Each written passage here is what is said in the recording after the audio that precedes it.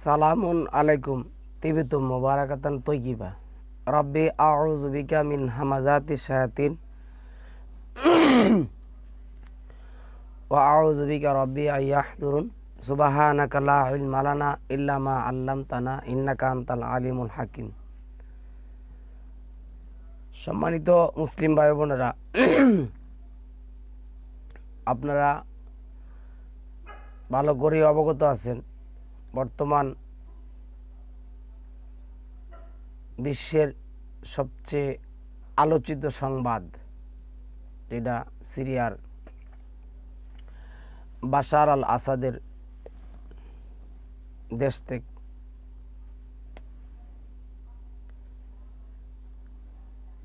আমি অসংখ্য ভিডিও ইউটিউবের মধ্যে দেখছি, মানে হেডলাইনগুলি পুরা এমনি দেখা সম্ভব না। এখন সবচেয়ে বড় কথা হলো ইতিহাস এখন জানার জন্য ইউটিউবে যদি আপনি সার্চ দেন দেখবেন যে কত সুন্দর সুন্দর ইতিহাস আপনি জানতে পারবেন। আপনি কখনকার ইতিহাস চান, জীবনে যা কল্পনা করেন নাই ওই ধরনের ইতিহাসও দেখবেন যে আপনার সামনে এসে পড়বে।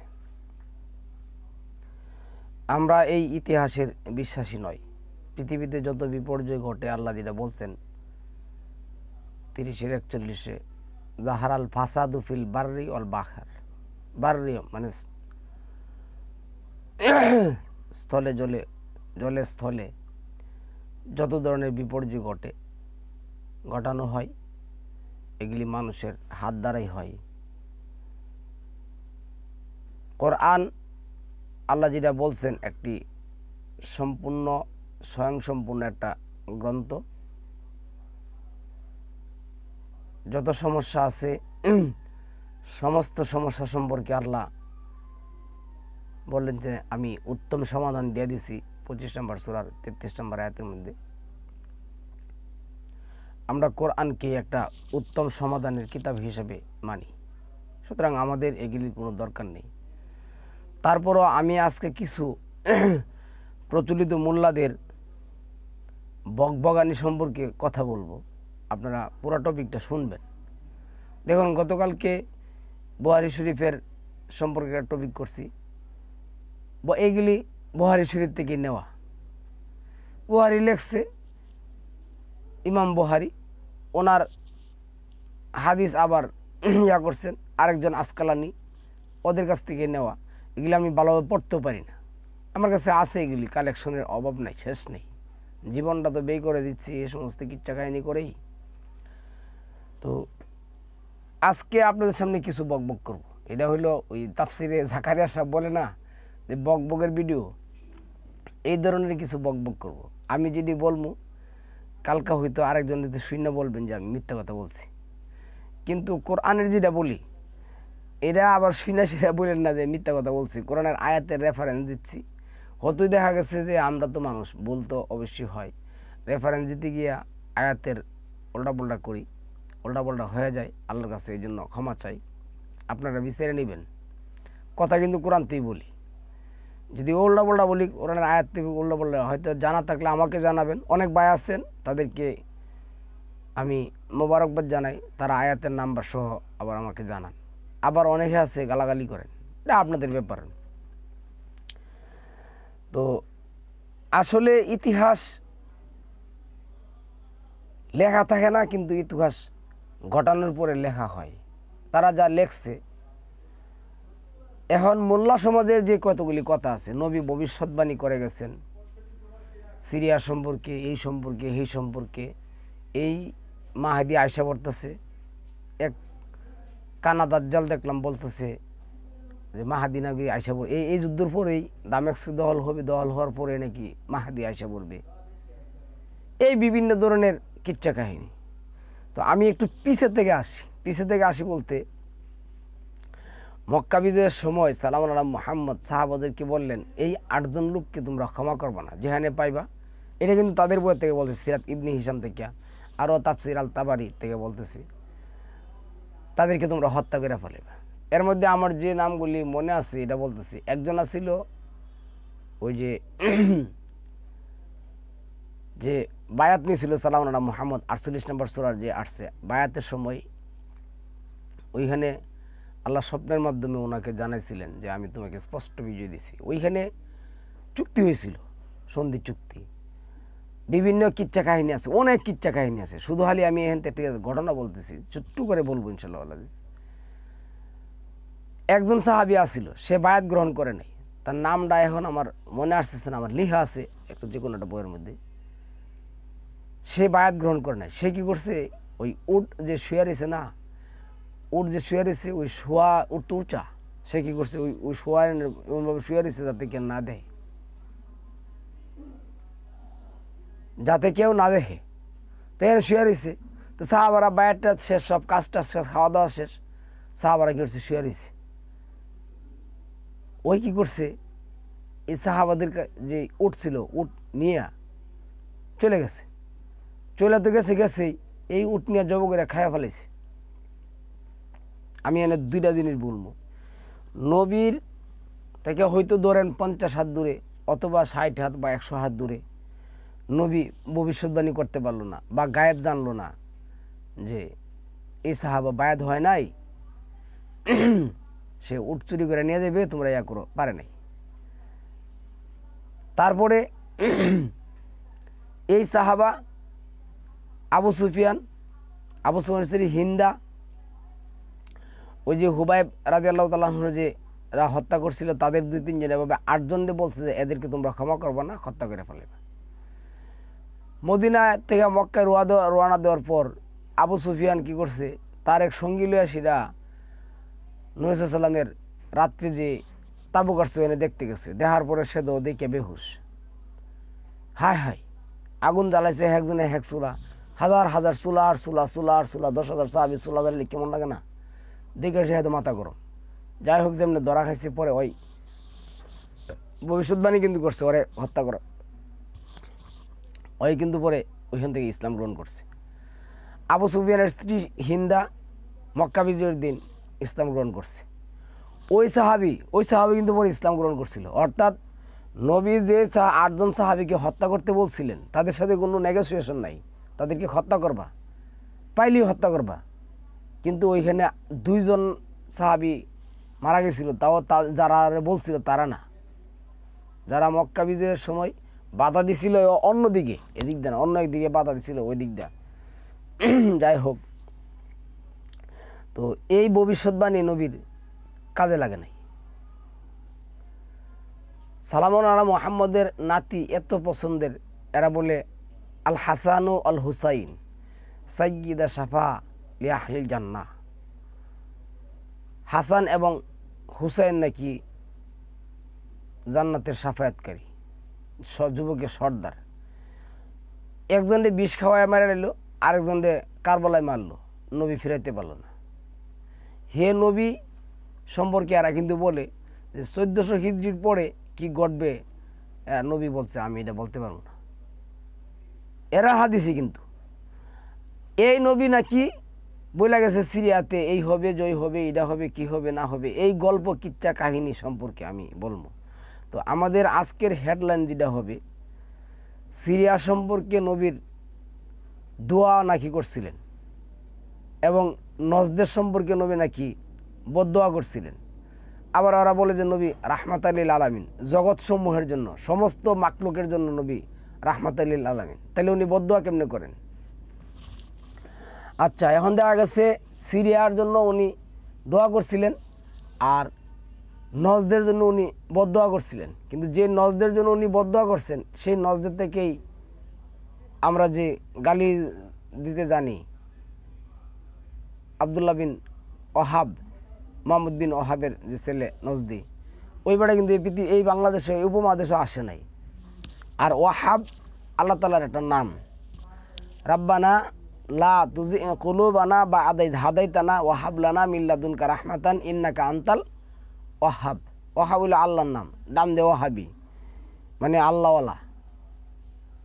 সে কিন্তু এই গালিটা দিতেছে কিন্তু ঘৃণা অর্থে, কিন্তু সে কিন্তু যারে গালি দিতেছে এটা কিন্তু বাংলা করলে, হের মায়ের ভাষা করলে কই জানেন, যে আল্লাহওয়ালা। তো আল্লাহওয়ালা যে ব্যক্তি, হে ব্যক্তি ভালো, কিন্তু হ্যাঁ গালি দিতেছে কিন্তু ঘৃণা হিসেবে। তো এখন এই যে প্রচলিত মোল্লাদের বকবগানি, নবীর ভবিষ্যৎবাণী, কতগুলি মোল্লা গাজাইছে না, যেমন আবু তোহা আদনান, তারপরে যে আহলে হাদিসের কতগুলি আছে, তারপরে আর কিছু তো আছে শুধু শুধু বক বক করে, ওই কি ফির ফকির বক্কর করলে আসি না এগুলি।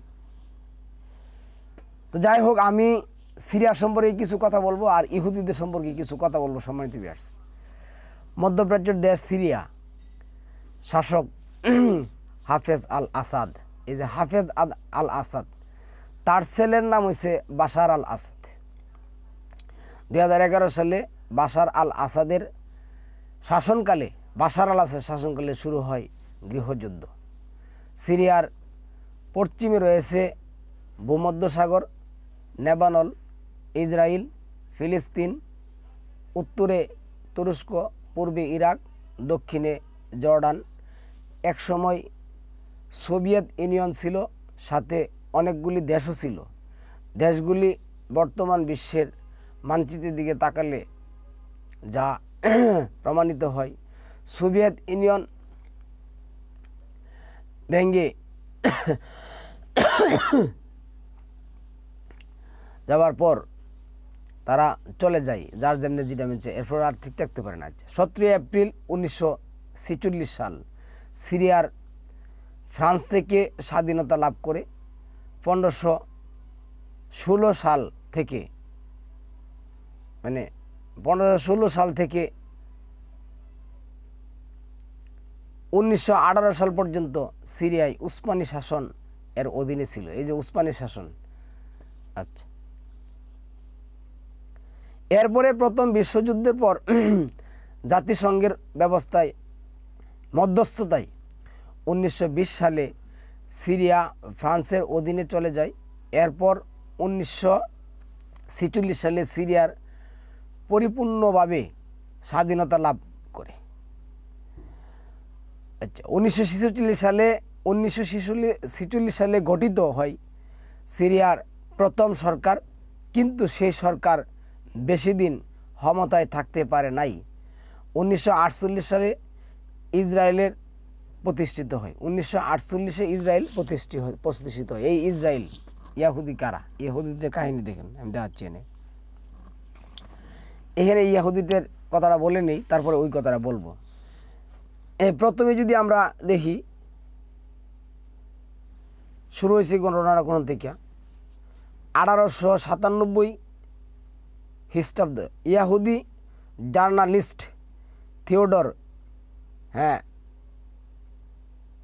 হার্জস্ট দুনিয়ার সামনে জিওনিস এক কনসেপ্ট তৈরি করে, যেটা কনসেপ্ট বা স্বপ্ন। কথাটা শুনেন, 1914 এবং 1918 প্রথম বিশ্বযুদ্ধ শুরু হয়। তারপরে 1915-তে ব্রিটেন মক্কা শাসক শরীফ হুসেনকে কথা দিয়েছিল অটোমান সাম্রাজ্যের বিরুদ্ধে ব্রিটেনকে সাহায্য করার বদলে তারা পুরো আরব ওয়ার্ল্ড শরীফ হুসেন এর শাসক কায়েম করবে, ফিলিস্তিন সহ। ব্রিটেন কথা দিল, যদি আপনি অটোমানদের বিরুদ্ধে কী করেন, এই যে মক্কা শাসক তখনই আচ্ছা করবে। তারপরে কী হলো, 1916 সালে তারা মিত্র ফ্রান্সকে কথা দেয় অটোমান সাম্রাজ্য জিতে নিতে পারলে তারা নিজেদের মধ্যে দুভাগে ভাগ করে নেবে, সমতাটা দুভাগে ভাগ করে নেবে। 1917 ব্রিটিশ ইহুদিদের কথা দেওয়ায় যে ইহুদিরা অটোমান সাম্রাজ্যের বিরুদ্ধে তারা যুদ্ধ করলে বা তাদের সহযোগিতা করলে তারা প্যালেস্টাইনের মধ্যে ইহুদিদের থাকার জন্য আলাদা দেশ বানিয়ে দেবে। এর আগে ইহুদিদের কোনো দেশ বা কোনো কিছু ছিল না। আমার ওই বক্তব্যটার মধ্যে লাগবে ইহুদিরা কী যে করছেন, দেখুন করে দিবে। 1917 Balfour declaration by British government. আচ্ছা, আসুন এখানে দেখেন কী লিখছে। 1917 ব্রিটিশ ইহুদিদের কথা দেওয়া যে ইহুদিরা অটোমান সাম্রাজ্যের বিরুদ্ধে আচ্ছা, ইহুদিরা অটোমান সাম্রাজ্যের বিরুদ্ধে তারা যুদ্ধ করলে বা তাদের সহযোগিতা করলে তারা প্যালেস্টাইনের মধ্যে ইহুদিদের থাকার জন্য আলাদা দেশ বানিয়ে দেবে। এই কথা কেটা বলছেন? ওরাই কিন্তু বলতে দেখছেন। আচ্ছা শুনেন, খুব মনোযোগ দিয়ে কথাগুলি মনে রাখেন। এরপরে আসুন 1930 বালফোর ডিক্লারেশন অ্যাপ্লাই করার জন্য প্যালেস্টাইনে ইহুদিদের বসাতে শুরু করে।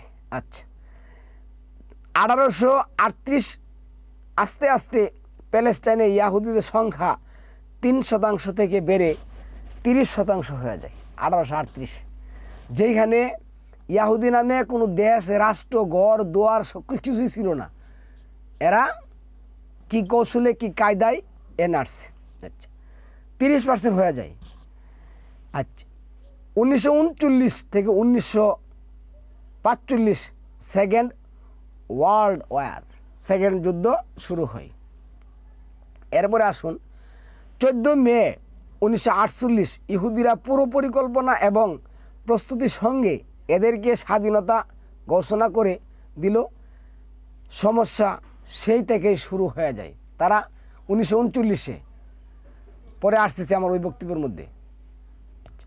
1948 গেল, 1878 এই অটোমান এম্পায়ার কী ছিল দেন? অটোমান এম্পায়ারে 87% ছিল মুসলিম, 87% মুসলিম, 10% খ্রিস্টান, 3% ইহুদি। আচ্ছা, 1956 অক্টোবর মিশর সুয়েজ হাল কেটে ব্রিটিশ কন্ট্রোল থেকে মুক্ত করে দিলে মিশরের বিরুদ্ধে ইসরায়েলের সমর্থন পেতে ইসরায়েল এবং ব্রিটেনের বন্ধুত্ব করানো হয়।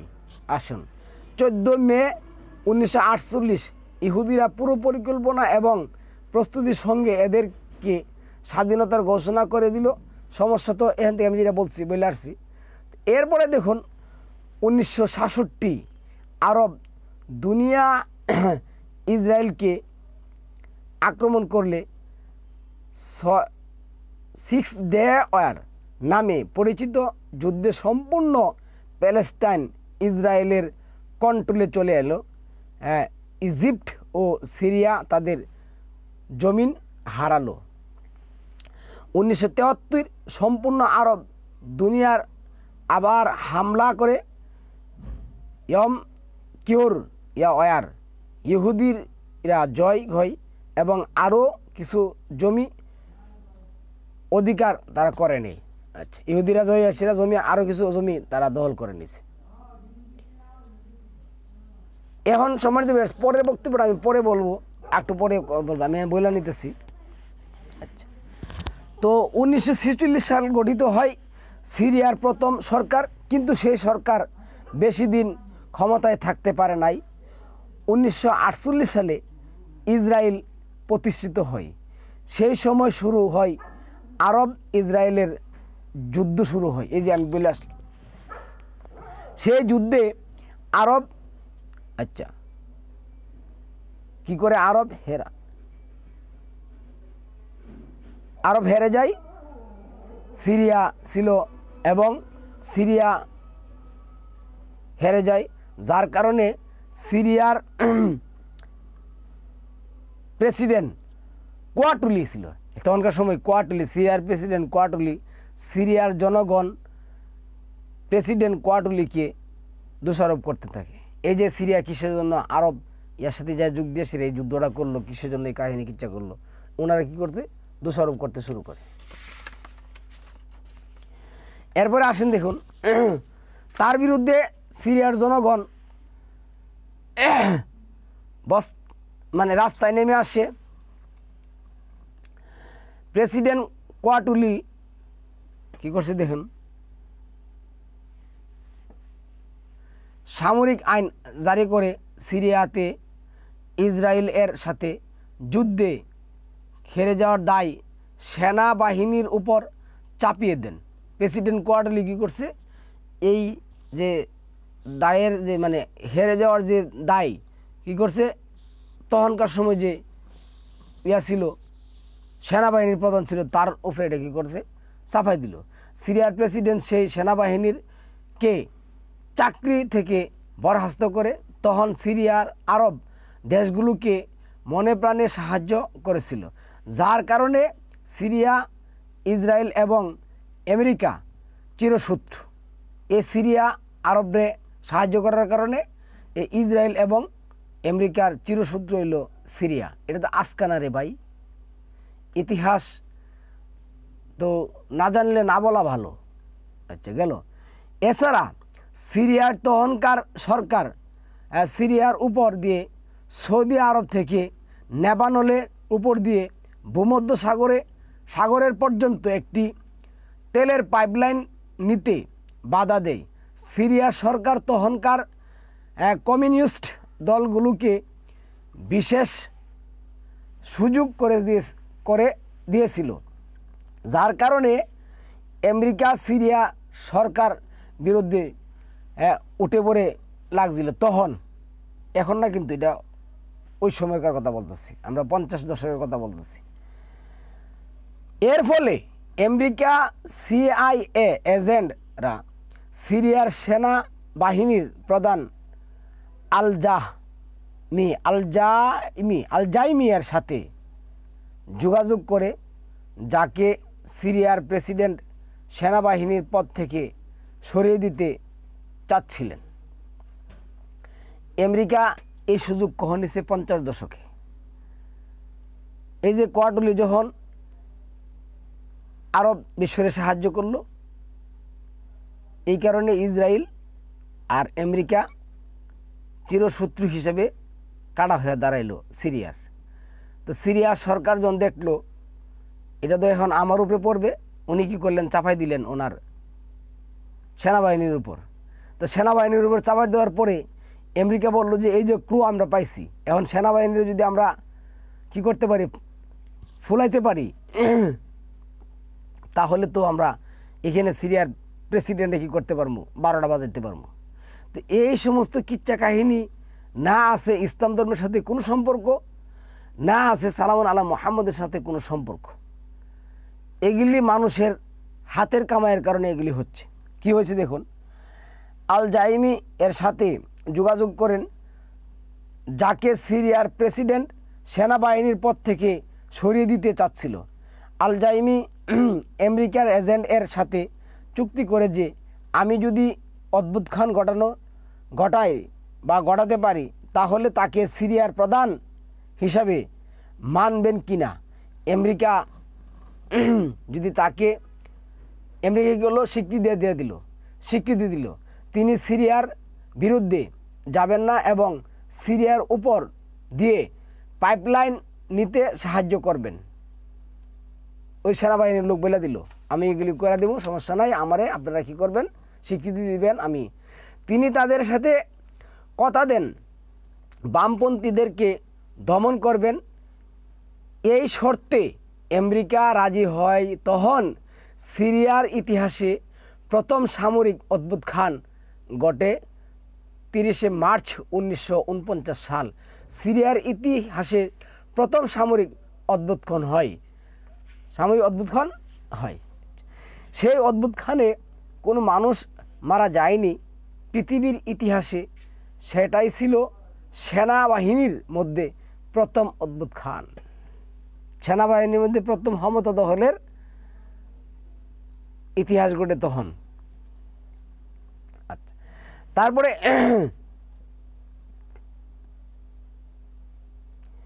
কি হয়েছে দেখেন, এই সিরিয়ার সেনাবাহিনীর মধ্যে সেনাবাহিনীর প্রধান কোয়াটুলিকে গ্রেপ্তার করেন আলজাইম। অন্য সেনাবাহিনীর হাতে পরাজিত হয়। এই আলজাইম কিন্তু বেশি দিন থাকতে পারে নাই। সে কি করছে, কোয়াটুলিকে গ্রেপ্তার করছে, ক্ষমতা নিচ্ছে। কিছুদিন পরে সে আবার তার যে সেনাবাহিনী আছে থাকে না সেনাবাহিনীতে, ওর হাতে আবার সে আটক হয়ে যায়। আচ্ছা, এরপরে কি করছে দেখেন, সিরিয়াতে ক্ষমতা আসছে শামি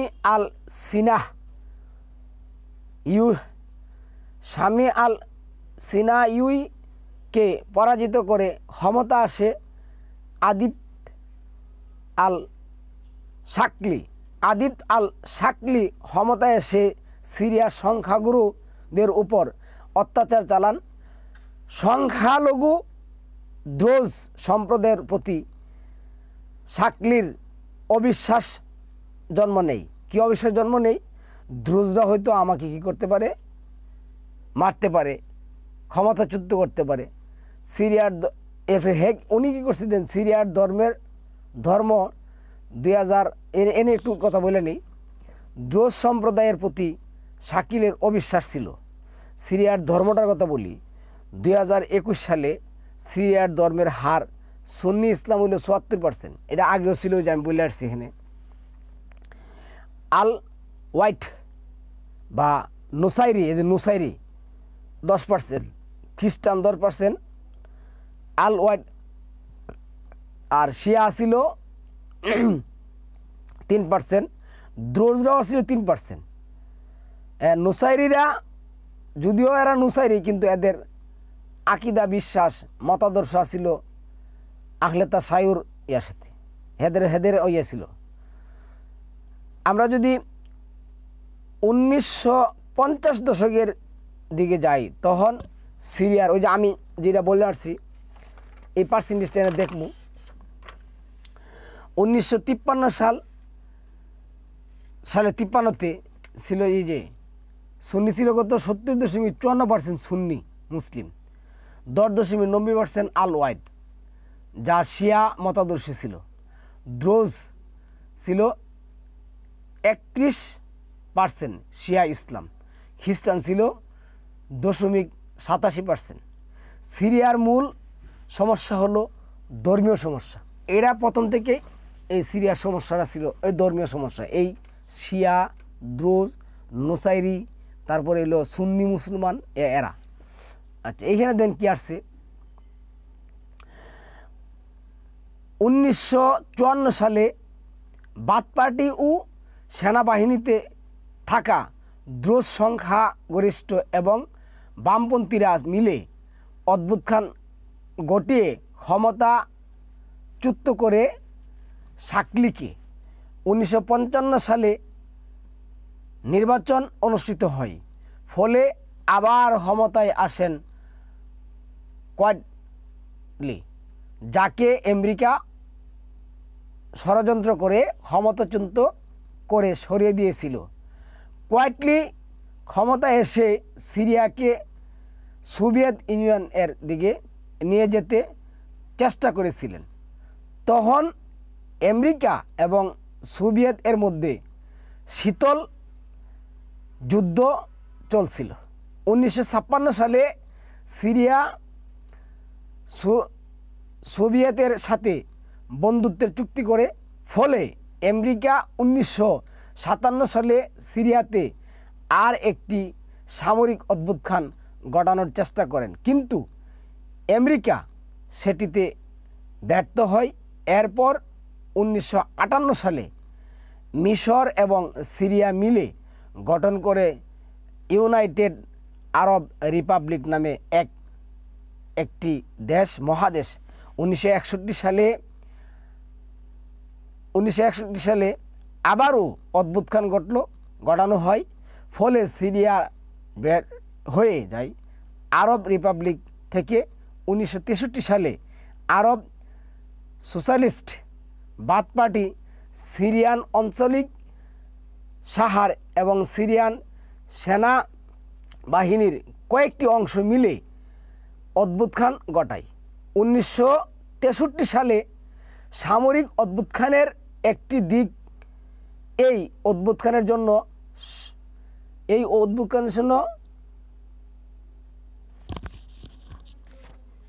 সংখ্যা ছিল নুসাইরি গোত্রের।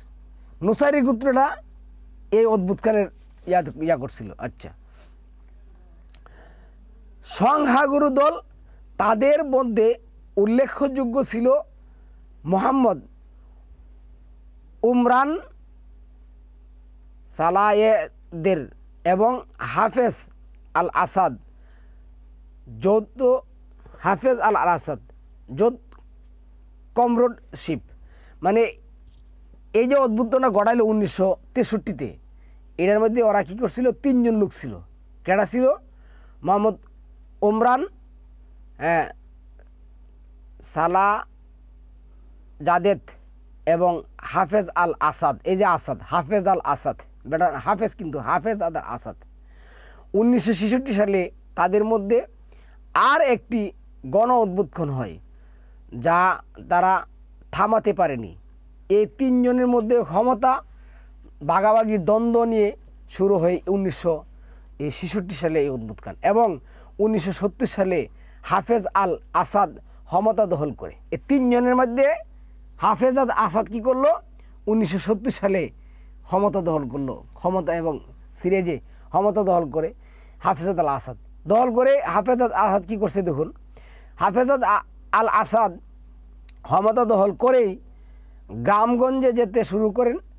তিনি সাময়িক সময়ের জন্য হলেও গ্রামগঞ্জের মানুষকে বুঝাতে সক্ষম হন যে তিনি জনগণের ভালোর জন্যই ক্ষমতা গ্রহণ করেছেন।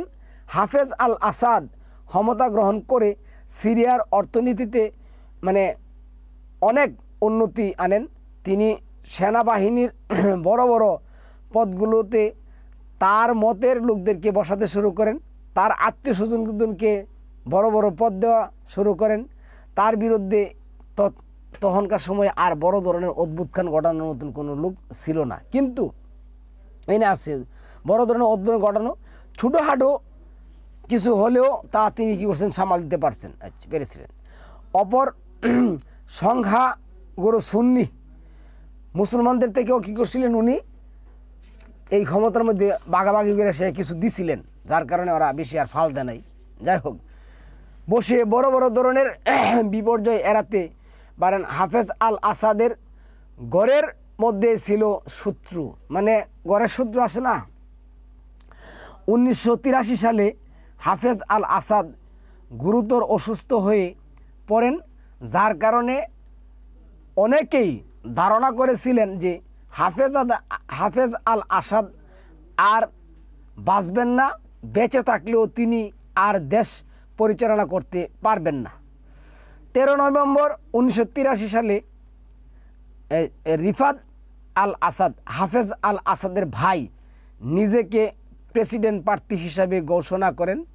রিফাত আল আসাদের ধারণা ছিল তিনি আর সুস্থ হবেন না। রিফাত আল আসাদ সেনাবাহিনীর কোনো সমর্থন পান নাই। ওই যে হাফেজ আল আসাদ ওনার যে পরিচিত ঘনিষ্ঠ সহচররারে সেনাবাহিনীর পদে বসাইছেন, কিন্তু হাফেজ আল আসাদ হওয়ার পরে, অসুস্থ হওয়ার পরে এই তার ভাই রিফাত আল আসাদ এই সুযোগটা নেওয়ার চেষ্টা করছেন।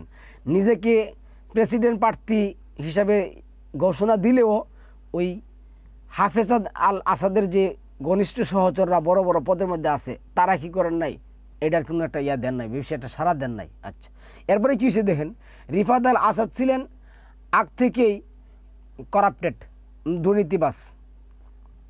হাফেজ আল আসাদ এর স্বাস্থ্য ভালো হলে ক্ষমতায় ফিরে আসেন এবং রিফাত আল আসাদকে ভাইস প্রেসিডেন্ট বানান। তাতে রিফাত আল আসাদ তাতে সন্তুষ্ট হননি। তিনি তার অধীনে থাকা কিছু সেনা বাহিনীকে রাজধানীর দিকে নিয়ে আসেন।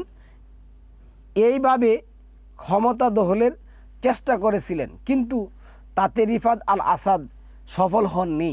হাফেজ আল আসাদ ভাই রিফাত আল আসাদকে দেশের বাহিরে কী করছেন, জোরে করে পাঠাই দিলেন। 1 বছর পর তিনি আবার দেশে ফিরে আসেন। রিফাত আল আসাদ দেশে আসেন, কিন্তু রাজনীতিতে তিনি এমনটা সক্রিয়ভাবে অংশগ্রহণ করেন নাই, যোগ দেন নাই। তার কারণ হাফেজ আল আসাদের ছেলে বাশার আল আসাদ কী হয়ে উঠছে, ডাক্তারি পড়াশোনা করছে, খুব মানে কি বলবো, আমরা যে বলি যে সোনার চামচে পানি খেয়ে বড় হওয়া, এইভাবে বড় হয়েছেন। বাপ ক্ষমতায়, টাকা পয়সার মালিক, সিরিয়ার মতন প্রেসিডেন্টের মালিক ছেলে, লেখাপড়া করে ডাক্তারি পড়াশোনা করে উনি হইলেন। আর যাই হোক, এভাবে উনি বড় হইলেন। আসাদ শক্তিশালী হয়ে ওঠেন। আচ্ছা, এরপরে যে হামাগান হত্যার সময় রিফাত আল আসাদকে দায়িত্ব বুঝিয়ে দেন। এই হাফেজ আল আসাদ কী করছে, ওই যে হামাগান হত্যা, এটা পরে আসতেছি, বেশিক্ষণ লাগবে না, আমি টপিকও শেষ করে দেবো আর 10 মিনিটের ভিতরে। এই হামাগান হত্যার সময় রিফাত আল আসাদকে দায়িত্ব বুঝিয়ে দেন, আবার দিলেন বড় ভাই হাফেজ আল আসাদ। 1973 সালে আরব ইসরায়েল যুদ্ধ শুরু হয়।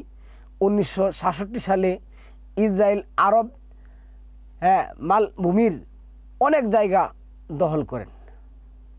কোন ইসরায়েল?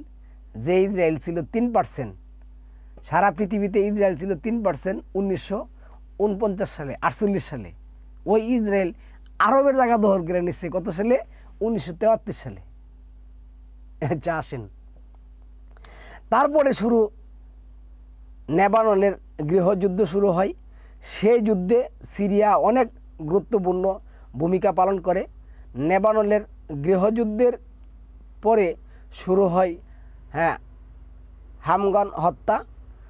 1963 সালে সিরিয়াতে ক্ষমতা আসে হামা বাথ পার্টি। এই বাথ পার্টি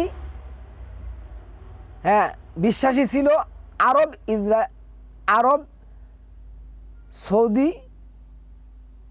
এনে আসছে। এই বাথ পার্টি কিন্তু বিশ্বাসী আসছিল, এরা বিশ্বাস করত যে সৌদি আরবের সোশ্যালিজমের কিছু ক্ষেত্রে তারা ধর্মনিরপেক্ষতাকেও সাপোর্ট করতেন। অন্যদিকে মুসলিম ব্রাদারহুড এর যারা ছিলেন তারা ছিলেন সুন্নি মতাদর্শের।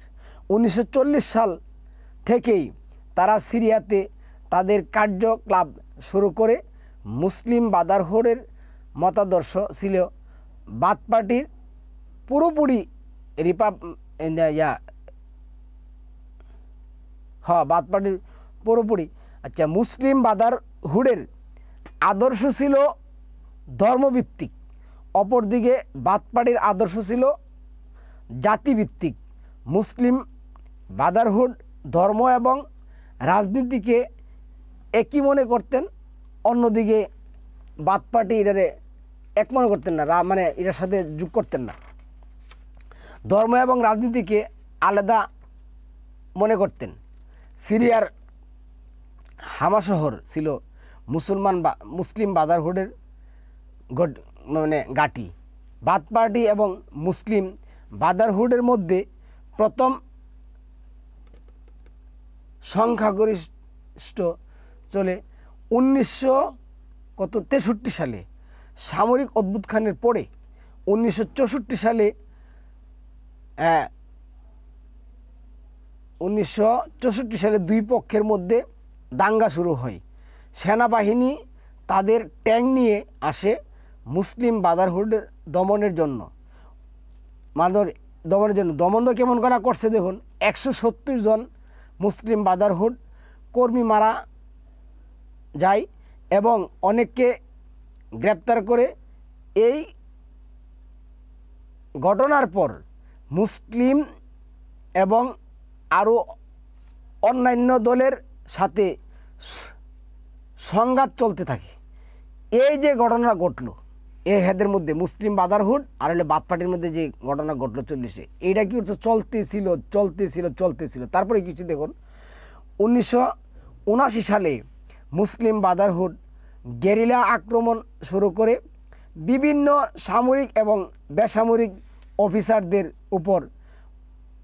কী করে? 1980 সালে সিরিয়া সরকার হাফেজ আসাদ আল বাশার আইন করেন, কেউ যদি মুসলিম ব্রাদারহুডের সদস্য হয় তাহলে তার কী করে শাস্তি হবে মৃত্যুদণ্ড।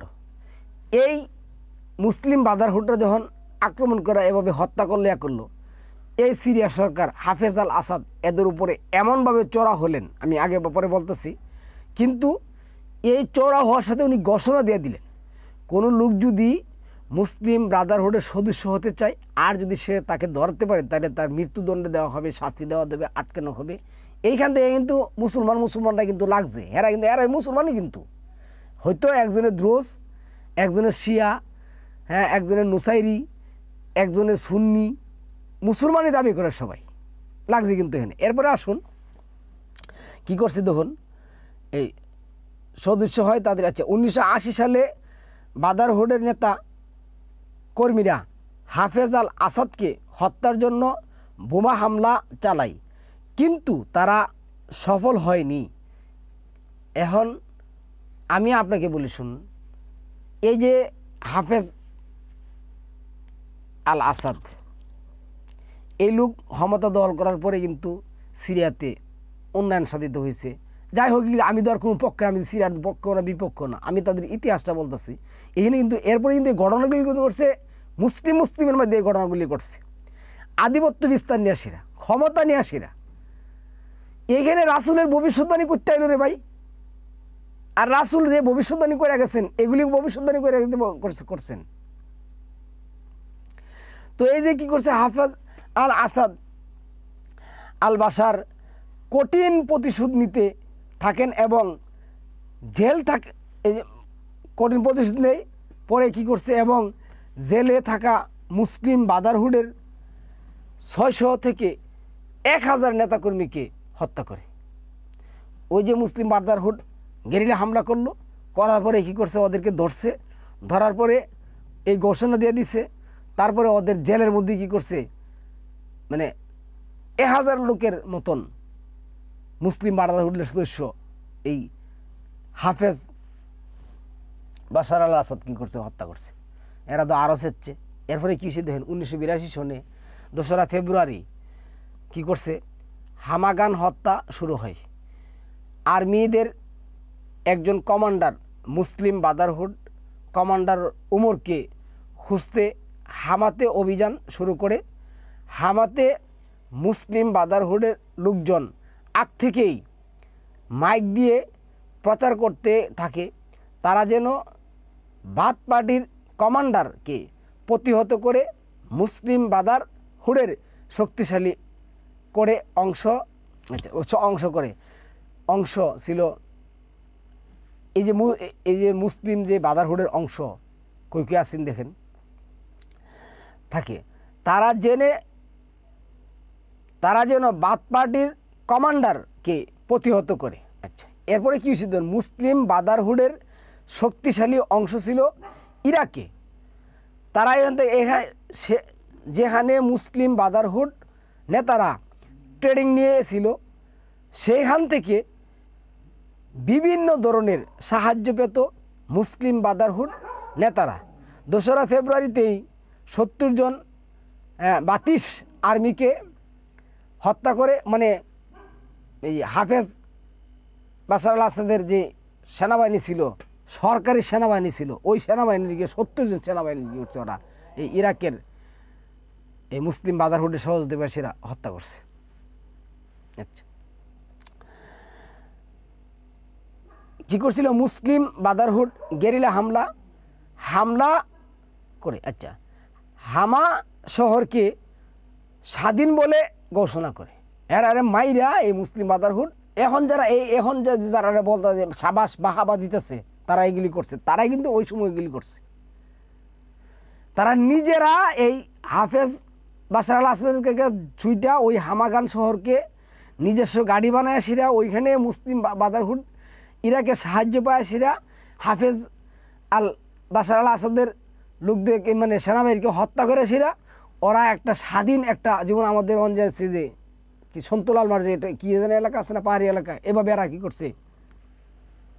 আচ্ছা, ভালো কথা করছে। 70 জন বাতিশ আর্মিকে হত্যা করে মুসলিম ব্রাদারহুডের গেরিলা হামলা করে। আচ্ছা, শহরকে স্বাধীন বলে ঘোষণা করেন এবং সিরিয়ার জনগণকে আহ্বান জানা তারা যেন বাতিশ পার্টির বিরুদ্ধে ঝাঁপিয়ে পড়েন সিরিয়ার জন্য। অন্যদিকে হাফেজ আল আসাদ তার নুসাইরি সেনাবাহিনীকে ডেকে পাঠায় হামাতে হামলা করার জন্য।